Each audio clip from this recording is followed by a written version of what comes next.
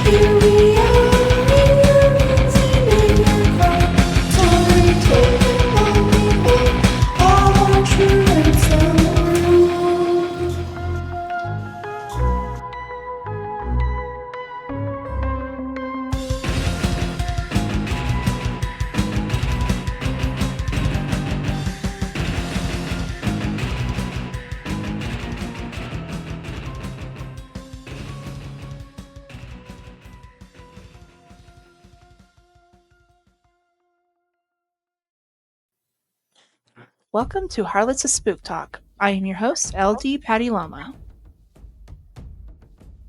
And I'm your host, Karli. And I'm La Monyeka. Today we're thrilled to be back with you for another spine-tingling episode of our new series, Around the World. Today we'll be talking about hauntings in Africa. That's right, and today we will be taking you on a haunting journey to the enchanting continent of Africa. The perfect thing for our May segment. Absolutely. A special shout out to all you hardworking mothers out there, whether you're a seasoned pro or just starting your journey into motherhood. Today we celebrate you. And what better way to honor the incredible strength and resilience of mothers other than driving into the rich tapestry of African folklore and ghostly tales. We have so many stories to share with you today, along with some intriguing personal experiences that will send shivers. So grab your favorite cozy blanket, settle in, and prepare for a haunting adventure that will not only entertain, but also pay homage to the fierce spirit of motherhood.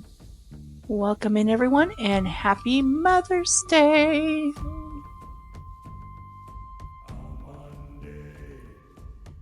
Today we're going to kick it off in Africa with a place in Kimberley.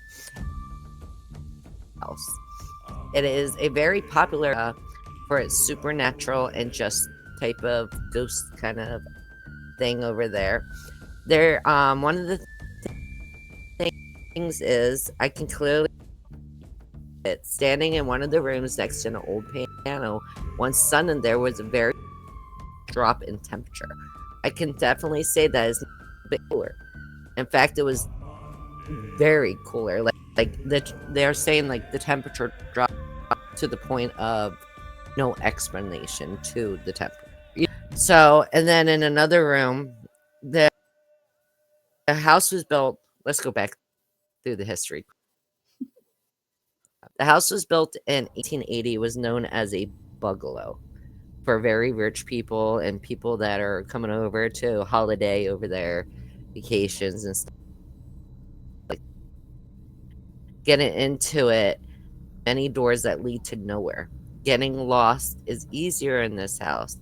To figure out stage 2, they had like different stages in this house, like stage 1, stage 2, stage 3, and stage 4. They literally get lost in between the stages, which I don't know what stages mean, because over here we don't call like our houses stages. You know what I mean? Yes. So I'm guessing they're meaning rooms. So you would go into one room and then you would be in another room, not even know it, type of thing. 1896, it was sold to a mine manager of like a diamond mine in that Charles Donnell Rudd, who passed it on to his son, Henry Rudd, in 1898. It was Henry who renovated and added on to make this a super bungalow. He lived there for 50 years, just to let everyone know. In 1971, the home was donated to the museum to, like, about the mines and stuff. So it was like they restored it because it was really. So the house you're looking at now, right now on that picture, is actually redone. When the son was living there, he could go, type of thing. Yeah. That heard all throughout the house. Falling dishes for no apparent reason can be heard throughout the house. Broken glass can be heard throughout the house, like glass falling off the counter and shattering. Some swear of a ghost, both in the Red Room, which is one of the stage rooms, and as well as the former dining room. Red family, the father, the son, and I don't know who the other ones are in it, but it could be a mother-in-law. You know what I mean? But Yeah. they were very privileged because of owning a mine over there. So obviously, wealthy people. To own a bungalow in this part of Africa, you had to be very well off. And I keep using the word bungalow because that's what they call it over there. It's bungalow. Yeah. To us, bungalows, I think, are a little different. They're smaller, a place that you go for a holiday. You know what I mean? You know what I'm talking about, right? Like a little bungalow. Yeah. Over there, the big houses are known as bungalows. And if Oh. you chance get a tour, if you're very privileged to get a tour of this house, remember to be open-minded, people said. Take a camera with you and take lots of photos. You will never know what you're actually going to catch. Could it be old Mr. Rudd himself? Maybe the son? Maybe the mother? You know, or the mother-in-law? You never know. I have the privilege of either Charles Donald or Henry Rudd himself striking a pose for you. So I thought that was kind of cool. Like, you never know who you're going to run into in the corridors of this house. I Yeah. think that's cool. And this Of house is course, and said to be pictures are haunted. always good to take. Yes. Yes. They said this is actually haunted because the people who owned this place loved it so much that when they passed on, they didn't want to pass on. They stayed in the home. Nothing, like, they didn't pass in, like, a real horrible way in the home and stuff like that. It was just, when it was their time to go, they didn't want to leave the house. The one. Right. I don't know about the son. He lived there, I know, 50 years. But did I send you the tree? The picture of the tree in the house? I don't think so, but I do have a picture of the tree. I I have. think I sent it on Messenger. But if you have a picture, if you can put it up. Here's one side of the tree. This is the famous tree in the yard of the red house. It's rooted itself in the ground for as long as the house has been there. So as long as this house has been there, this tree has been growing. And it's like so Wow. rooted, you cannot get rid of the tree without destroying the foundation of the home. Officially referred to as the bungalow, Rudd House is typically an example of a house built for wealthy people during the 19th century, it says. In 1896, the bungalow was bought by C.D. Rudd, diamond dealer, business partner of Cecil John Rhodes. In 1898, became the residence of his son, Henry Percy, after the death of H.P. Rudd's second wife in 1963. The house was then bought and made into a museum. The house is is furnished and surrounded by like beautiful furniture and beautiful like decor. Yeah. Like, it's just beautiful. It is a typical iron miner's house over there. Yes. But Rudd's son was married twice. It's no record. I don't think it's any record what happened to his first wife. But when his second wife passed is when the house got, because he was already passed. The son passed, and then his second wife passed. Yeah. She then donated to the museum. Nobody else will live there again. after the Reds. Oh, So I thought that was pretty cool too. I like the fact that I feel like they probably would still be living there either way. Yeah, they said that That's what I mean, right? the original shack is still part of the buildings, you know. So that's Yeah. pretty neat. And then I still want. I don't know what stage. I'm still wondering what stage 2 and stage 3 and stage 4 are. I'm thinking they're rooms. oh yeah, that Yeah, could be like the way they the way they described. staged it out. Yeah. Um, Now, originally when it was built in 1880s, it only had 4 bedrooms. mhm. Okay. It went under so many renovations over the years to accommodate the family. As the family got bigger, the house got bigger. It became one of the largest homes in that area from modern era. Wow. I thought that was pretty cool too. These people just loved their home, I think. Yeah. It They did grew go in with despair it. for a while. Yeah, it grew with the family. I mean, they loved their home. Absolutely. Oh, also, orbs are very visible in pictures that are taken there. Mhm. And they are said to be balls of energy left behind from over the years. So, like balls of energy for emotional turmoil that happened in the house or once in my past, like just emotional orbs, they're Yeah. saying. Okay. Well, that's pretty nifty. I thought that was pretty cool. It's kind of cute little. It's not cute, but it is. It's like it's not because of somebody got masked off there. It was just because these people loved their Yeah, home. for sure. They just didn't want to leave. I feel like that's the way I think most people would have had it even now. You know, you really want to make a Yeah. place where you're comfortable, where your kids can grow up, where your grandkids can grow up. And as they get older, that's kind of what we would dream to have, you know? It's a lot more expensive now, but back then I'm sure that they were well off if they were there. Yeah, they were diamond miners, so they were pretty well off the area. And like I said, I just thought this was cute for Mother's Day. One, it's over in Africa that we're doing, but two, it was because of the love of the home and the land is why it's haunted. It wasn't due to Tragedy. a bloody Mhm. circumstance. Yeah, Yeah.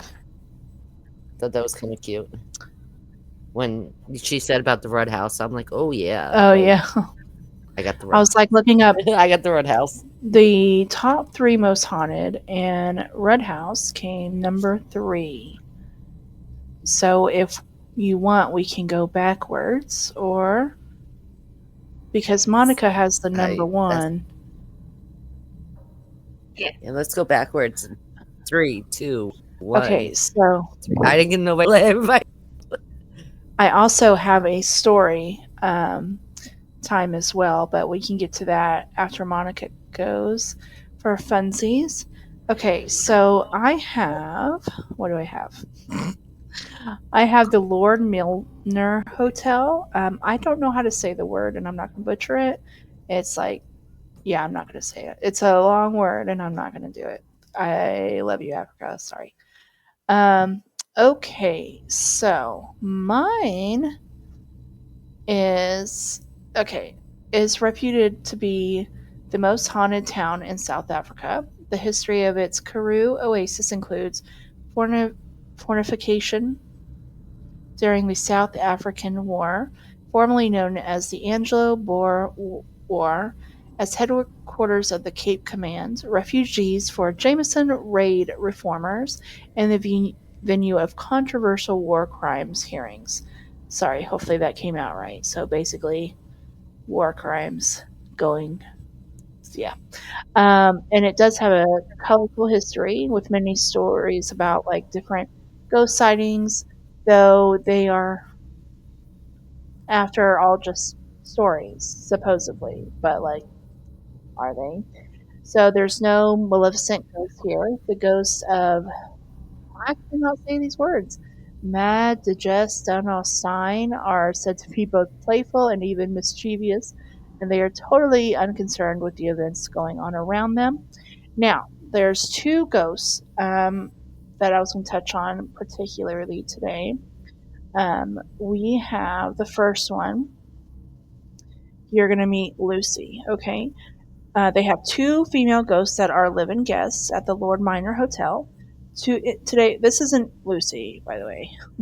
you know, so Lucy is a vague spectra. Rumors around abound of people having seen her floating around the passages and stairs wearing again, it's a negligee, and if you know that word, let me know. So we speculate that perhaps it's someone who had died in the building. Whoever she is friendly and too ethereal and to be frightening. It appears that Lucy has never checked out of her room on the first floor. So, again, you're like, okay, homegirl is on the bottom floor. Got it. We also wonder if Lucy could be one of the voices that can be heard from time to time and machinating from one of the rooms in the dead of the night. A lot of times, like a loud quarrel interrupts and shatters the K-Rook tranquility even more effectively than the goods train, right? So, clattering past, it's not all that's shattered, but also as if hundreds of glasses plates are being smashed inside too.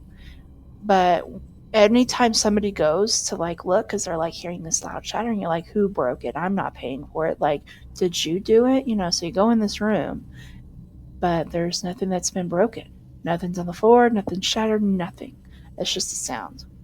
So that was our first ghost, right? Lucy. And our second one is Kate. So there wasn't like a lot of background stories on them, but see this main staircase right here? Okay. Um, the staircase goes up. A story then divides into two, and then it turns back to climb to the second. So from the landing on the second floor for a steep little staircase that goes up, and then there's a little door at the top and a plaque that's saying Kate's card room. This leads to a room inside the central turret that has been used to look out and guard the room when the hotel was an army hospital. So, two sash windows give a clear view of the railway station, and beyond it, the khaki veld where the remount camp was used to be. The little room is furnished into a writing desk, chairs, and an octagonal wooden table. On one side is a locked wooden door, which gives access to the ladder on the roof, and that's used every day by the hotel staff when the flags have been hoisted to lower. But like, who was Kate? So let me tell you what I got. Okay, so Kate, as the story goes, was a young nurse who she enjoyed playing cards in the room with different patients, right? So whether this was in the days of the British Officers Hospital, which seems unlikely if it was a lookout, or later when the hotel was popular as of a health resort, that's just not clear. Like they're not sure. But play cards, Kate did. So as part of the therapy for the people she was looking after. So then Katie, age 19, she died mysteriously. And strange things have happened in that turret room and below it ever since. So, one young hotel guest saw a woman floating around one of the lowest passages about 7:45 one evening. A few minutes after the guest and her friend went up to the narrow stairs to the cards room, where she was, they said, "quote I felt like there were people in there, as if they had walked into the room, like which was empty." Sorry, I got a hair. Okay, so the locked door leading to the roof started rattling and carried on for about a minute. So it's like, just shaking, shaking. And then one of the housekeepers had another experience. A woman not given to hysteria or over imaginationness who went into the card room at the hour of 12:30 p.m. Something brushed past her. She turned around and saw a woman in a long white dress wore a nurse's uniform. Almost immediately, the apparition faded away. The housekeeper also scuttled down to the other members of staff, gasping out of her story while her hair, she said, just stood up. Okay. Kate was looking for her patients or her perhaps a game of cards. That's what they believe. But isn't that crazy? I wish they had photos of her, but they did not. I googled it. So yeah, there is the Lord Milliner Hotel. I feel like because it was such a long time ago too, we wouldn't even be able to find like something like as an old photo like Karli was able Mhm. to find, you know? Yeah, exactly. So we have the most haunted one on the list, Castle of Good Hope, and that's in Cape Town, South Africa. What Yes. did you find? I found so many different things, and this was such a historical building, and just a lot of activity went in through there. So I'm just kind of jump around. I'm gonna just give you guys the facts and a couple of things. But you're right, this was definitely, it was so many different things, but also so much was there. And what you hear about is just so crazy. So we'll say, okay, so Castle of Good Hope. It is controlled by South Africa, in Africa, of course. It was built in between 1666 and 1679. There were, I think I want to say it's the second Boer War that happened there as well. It is open to the public now, and they say it's called a Bastion Fort. Now, when it was built, let me get in here. Let me see where I have so many notes everywhere.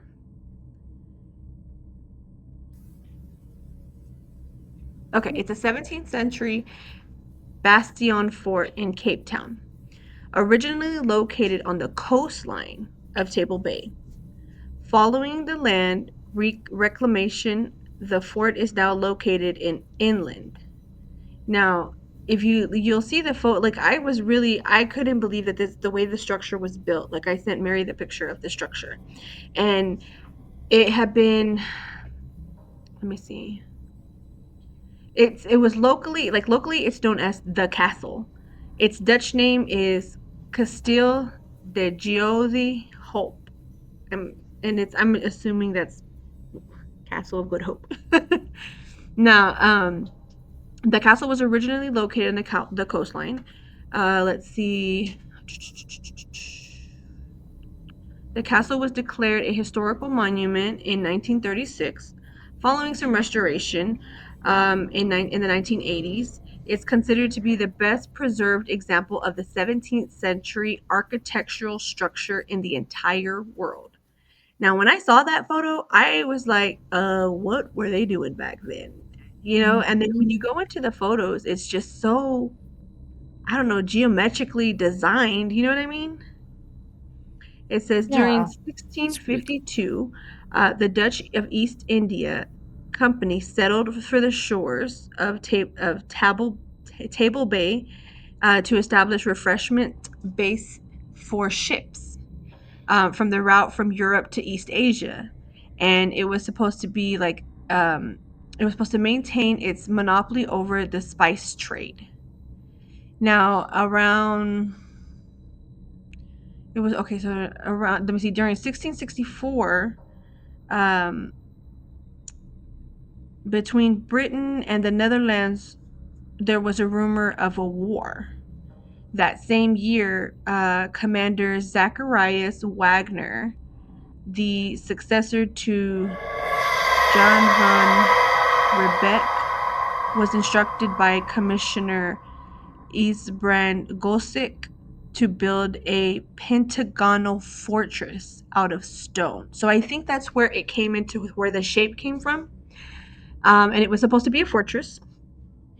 It says the first stone was laid in the 2nd of January 1666. To let's see, work was interrupted frequently because of the DEIC was reluctant to spend the money on the project.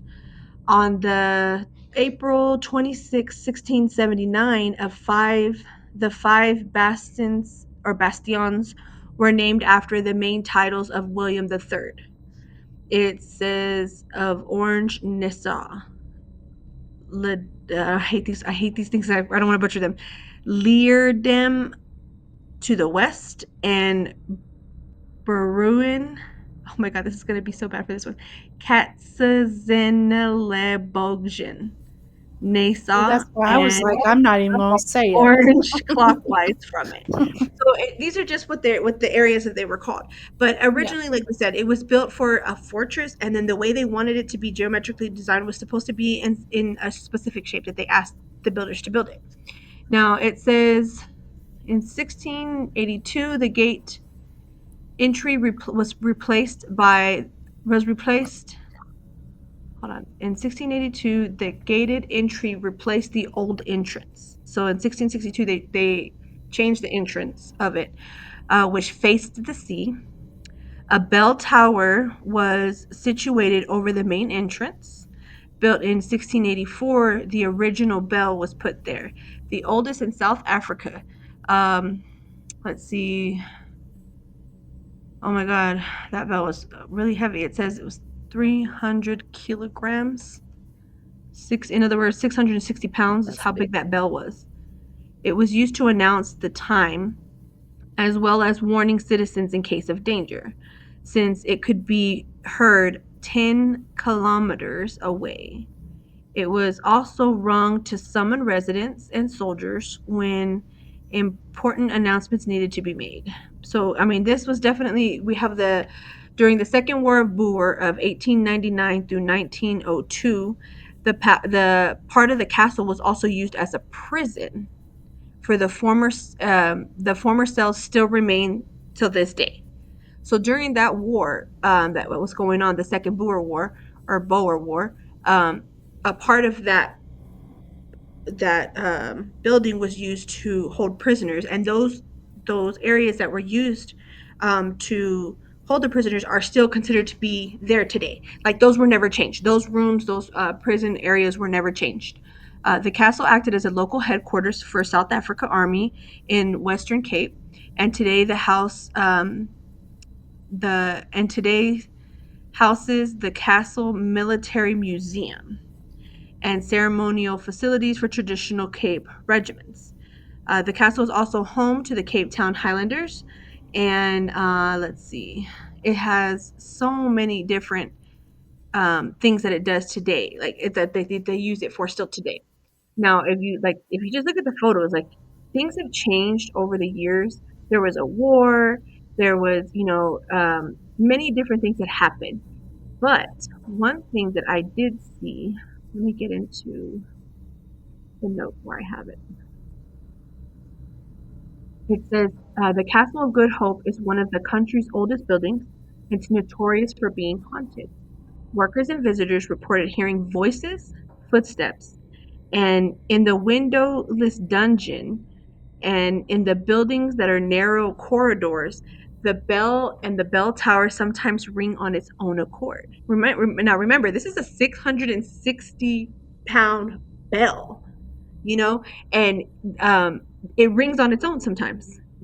They say they have something called the spirit of Lady Anne Bernard, who was a traveling writer, artist, and socialite, often making an appearance in the ballroom area of the castle. Now, of course, it's a castle. It's got many different rooms. You have the prisoners here. It had been a sanctuary there. It was known to be a castle of many different things, including socializing. And so with this woman that they talk about, the Lady Anne, she was considered to be someone who was there and was what you would consider to be a socialite in that time. Now, they always see her in the ballroom of the castle. They say sometimes the soldiers on guard during the late night, they call it the ghost shift. They seem to be also reporting hearing bloody, curdling screams, Oh, hell strange no. voices, and like really, really distinct footsteps. Yes. So I would definitely wouldn't want to take. I mean, obviously it's the ghost shift because that's what they call it because it's like overnight or whatever. But like to hear like bloody, bloody screams, like I don't even know if I would be. I don't even. I'm pretty sure the turnover rate there is pretty bad for that shift. I was thinking that too. Mm-hmm. Nope. I'd be like, listen, Linda, stop screaming. Yeah, and there's definitely been. I mean, throughout the years there were minor changes, but nothing too crazy. But I mean, I think every time I just look at this structure, I'm like, whoever did this so wonderfully in structure, and Yes. And like I said, over the years, it's been used for many different things. But the hauntings is what people talk about when they're working there, when there's visitors. Um, the town, like the locals, know when not to go and where not to go. And anytime they have tours or social events, they're even still today pictures that are be taking for events that are happening, like even nowadays, are still popping up things Yes. in their pictures. Yeah, so this was definitely a Awesome. very, very old building that is still very strong in its structure today. The way it was built very like thorough. It still lasts, from what, Yeah. 1666? We're in Yeah. 2025 and it's still up.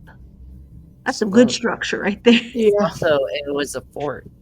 It was built to Mhm. last wars Mhm. and everything else. It was built to save people too when you go inside a fort. So it had to Mhm. be structurally It sound. had to, for the ships too that were coming. They have the main entrance, like, that goes out towards the water, because that's where the ships would come in. I really liked that about it too. Imagine Yeah. Like cannons they back in the day. You pull up and cannons are blew to your head back in the day. I'm just saying, that was pretty cool. yeah. So, okay. So we had like done folklore, like, but we're gonna wait for another episode for the folklore. But I did get like a mom story, and I don't. Okay. So apparently, again, I'm sorry if I butcher this. So UJGOGO. That means grandmother. So Ugogo. Um, in some areas, particularly in Dubai, or Durban, sorry, there's some stories of a ghostly figure called Ugogo who is said to haunt abandoned buildings, right? So it's not in just like one place. So South African folklore, it's definitely like a popular culture, um, right? So this includes stories of haunted places and different features, including the presence of a mother. So Ugogo is the grandmother in some instances. So she'll appear in like abandoned buildings in Durban, occupied by homeless youth, or the Uramus Castle of Pretoria, also known as Die Spookius. Yes, it literally says Die Spookius, Yeah. and that's called the Haunted House, and that's a location to report like strange noises, ghost sightings, including res- residential apparitions of a Victorian lady in a black dress. I feel like that will be me. Um, so the one thing I thought that was pretty neat, especially for like Mother's Day. But I know like we have a lot of people from like Africa and India as viewers, so tell if we said that right. Add your stories. Um, so this one's kind of a long one, but I'm gonna try and go as fast as I can. So there's a story of like the haunted mass. So in Africa, the mask symbolizes the spirit of people or things. So masks, and I don't know if you've seen the pictures or the videos. Masks are deeply rooted in like African history of animalism, the I haven't worship been. of the natural world. A mask might represent a nearby river, an animal, or a deceased ancestor, right? Mhm. So story time. I found this story. I didn't get to read all of it, so we're just gonna roll with it.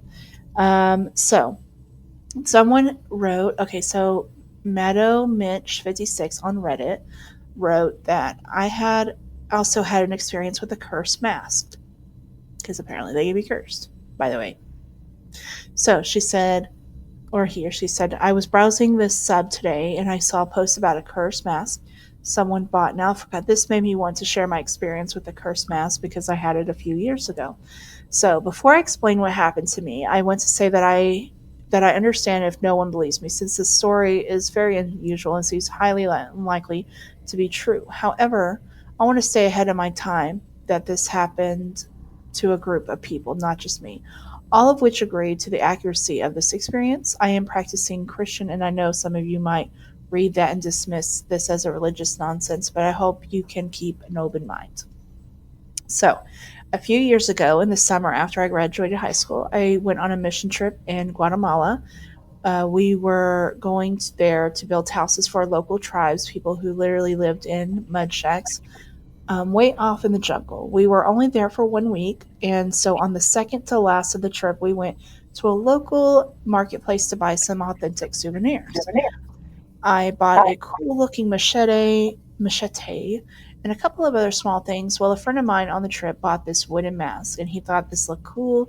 It was a bright pink skeleton mask with a bunch of different markings and symbols.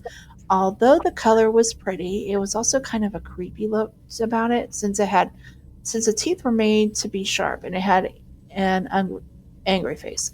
I didn't think much more of it until that night. This was our last night on the trip when we were going to finish the houses and share a biblical message with the people. We were getting up early, so I went to bed pretty early. I woke up a few hours later hearing the group of people screaming down the hall. And it was about midnight. I got up and went down the hall to see a group of five of my people screaming down the hall. Again, it was about midnight. And I'll give a quick description of the layout of the house we were staying in was the story which makes more sense. There were the guys' rooms upstairs that Okay. connected to a common area with couches, and then downstairs was the girls' rooms that connected to a kitchen and dining room. So I walked into the common area upstairs and asked what happened. All my friends all say that the door leading to a closet slammed shut, and all of a sudden I blew it off, and they said it was freaking. They, I just blew it off and said that they were just freaking out over nothing. Even though I'm religious, I never really believed in demonic things in the sense that they would never do anything in the physical realm. So after this conversation, I was already awake, so I hung out with them for a while. All of a sudden, we hear what sounds like a shotgun going off right below us in the kitchen, like super loud. So we were all immediately freaked out. So I went and grabbed my machete. I know it was dumb, but I was 17 at the time. And I went to check it out. When I went downstairs, there was nothing at all. It went completely dark and empty with no way of anything to make that kind of sound. So I went back upstairs to tell everybody as if I'm talking all the windows in the common area. About four start swinging open and shut, like with a crazy amount of force. So they were all open to let the air in. So they were just like a hinge type of device. At first, I thought this was the wind, but there was absolutely no wind coming through. Definitely not enough to generate that kind of force. Needless to say, we were all freaking out. So another person in the group went to grab our youth pastor, and when he came out and he said he was having these crazy vision like dreams out of the dark figures room, he told us to pray and it would be okay. Then he went back to bed. Since we were all way too freaked out to go to bed, we started wondering why this was happening. We all came to a realization that it might just be the mask. Then, out of nowhere, the youth pastor comes back and tells us it might be the mask. Keep in mind, we hadn't really discussed the mask to him at all. Then he grabbed the mask and opened the back door out of the house and throws it out. The house was built on a mountain away from the town, so when I threw it, went down the mountain a good bit. The rest of the night, it was not any better. We decided to sleep on the couches in the common area together, and every few minutes we would hear what sounded like long nails scraping down the walls and ceiling above our heads. And it sounded like it was moving fast. Now, fast forward to the morning, we were all super tired from no sleep. We were all telling the story and the rest of the group. Somehow, no one else on the trip heard anything like gunshots or nails, but a lot of them said that they were all had really bad dreams and the dark figure was reoccurring several between them. Our translator for the trip overhears this and tells us we need to immediately go find the mask and we need to burn it. He said that those masks are used in tribal rituals and demonic worship, and a demonic could have been attached to the mask. We all get up and start frantically searching, and one of us finds the mask already burning. The groundskeeper apparently saw the mask early that morning and knew what to do when he saw it. There weren't any more weird experiences after that, but we all went through it after went through and it looked at oh my gosh, sorry. After that, but all of us went through and never looked at demonic and spiritual world the same again. And so this mask was bought at like a marketplace. So Yeah, I it's have not masks cool. from Kenya all over. There's one of them is from I got them from over in Kenya. Oh wow. Yeah. Oh, you are brave, Karli. After I heard that, I never heard anything like that. So like, what? Whew. It's And I had adorable. never like I didn't read the story. Just like okay, mask story, perfect. And sometimes it's good to like not read them until we're on here, and then you're like, oh. So it was crazy. And Yeah. Mira too is carved up top. That's all from Kenya. Wow. No They do wonder we some get even beautiful work. from your house. No. No, they some of the artists over there do some beautiful work, like beautiful. Yeah. So we are running out of time. I really hope that y'all enjoyed this segment today. Um, please stay out of trouble. Have fun. Sage if you buy something from Marketplace. And don't forget like, share, subscribe, and have a blessed Mother's Day. Be kind. Yes, happy Mother's Day. Yeah, happy Mother's Day.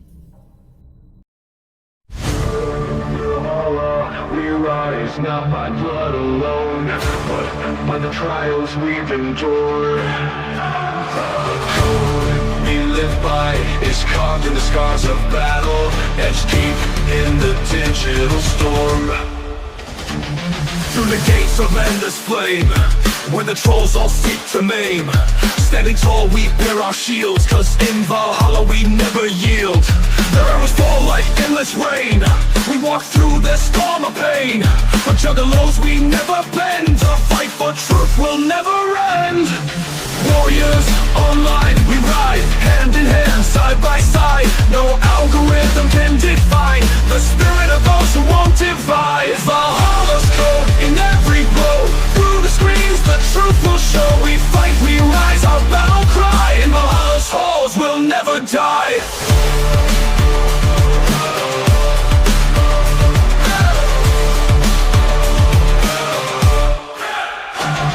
They hide behind their faceless masks, thinking that they own the past. But our axes swing with justice clear as we cut through lies and fear.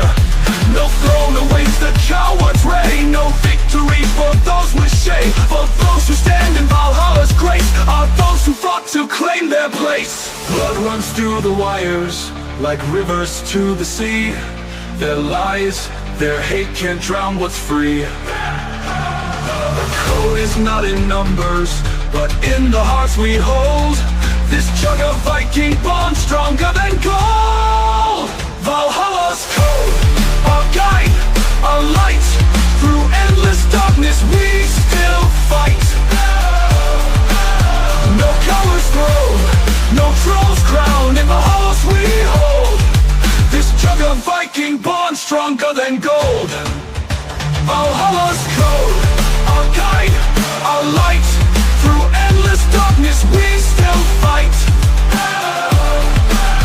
No cowards throne, no trolls crowned. In the halls we hold, in the halls we'll never die. They hide behind their faceless wrong. United in battle, we'll carry on. For Valhalla calls, and we answer the roar. The jug of Vikings rise forevermore.